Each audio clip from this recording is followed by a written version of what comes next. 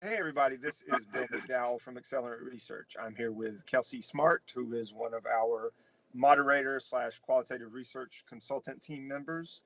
And we're going to talk to you today about augmented reality, in particular, ways we've used augmented reality or AR for qualitative research studies. Just methods that we found particularly insightful and wanted to share with you, hopefully to inspire you a little bit for your own research studies that you're conducting. So, in the interest of privacy for our panel members, also in the interest of confidentiality for our clients, we're not going to actually show you actual footage from actual research studies. Instead, what we're going to do is a simulation or a demonstration of some of the methods that we found to be particularly insightful. So I'm going to play the role of research participant. Kelsey is going to be your moderator, and you, the viewer, are going to be in the client observer role. So while this is a demonstration, we're still showing you what you would be seeing for an actual real life study. So, you would be observing in real time via the web the respondent and moderator conversations. So I'm parked outside of my local grocery store, and I'm going to head inside for a simulated shop along one-on-one webcam based interview. So here we go. All right, the first example we're going to show you is simply a free-form participant markup tool. As you can see, we've turned off my moderator cam so we can focus on Bill's full screen. And you can see that Bill has gone from selfie mode to sharing his outward-facing camera. Okay, now I'm in the produce and fresh food section, and I'm marking things that catch my attention, like these potatoes here. I've drawn a circle, or this bread display that I find especially neat. And this is probably a familiar exercise that you've used in previous qual research. It's no different than being in a focus group facility and handing participants a pen and a paper copy of a print ad or a shelf planogram or a new product concept, except in this case, my new concept is the entire store itself. So if I wanted to show negative as well, I can do that. Switch up my color, and maybe I came across a display that I didn't like as much, so I'm going to circle that in red. For our next example, we're moving over to the cereal aisle and showing you some applications using 3D renderings with augmented reality. So here I've been given a new cereal brand concept to take a look at. Grab off the shelf, tell what I think about it, look at it from different angles, check the nutrition information, if I can spin it around, check the back panel.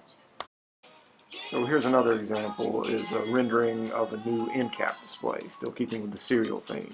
Rather than being tied to an in-person shop-along interview where participant must come to my corporate planogram facility or to only certain test stores that have the display, we can drop this type of rendering in their natural environment.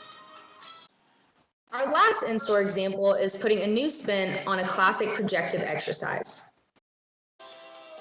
And in this case, I've been asked to add emojis to my store's cereal aisle to depict how I feel about my family's 3 most frequently purchased cereal brands. So, I chose the smiley emoji because that brand is my favorite. I chose the Pinocchio emoji because, this brand, I'm a little, not quite trustworthy of some of the heart-healthy claims that they're making.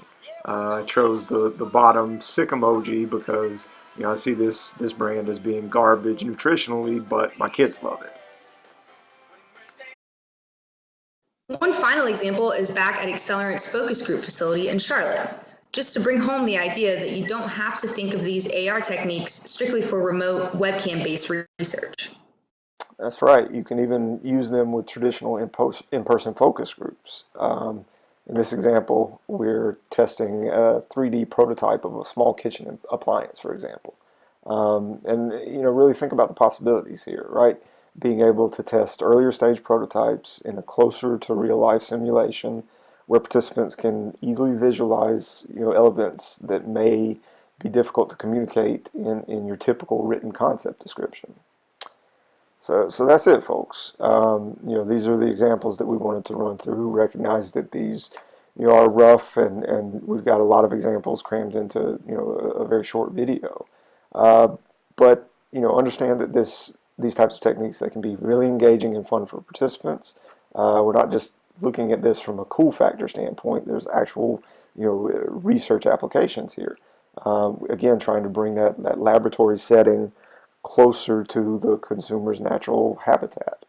Um, so, our intent here was to get you thinking about how you might start applying some of these techniques to your own qual projects. Definitely please reach out to the team at Accelerant if we can answer questions, if we can lend a hand in helping you do so. We can assist you all the way from simply providing you with logistics, tech, and participant recruitment support, up to design, moderating, and consulting for your projects. So that's it. Thanks so much.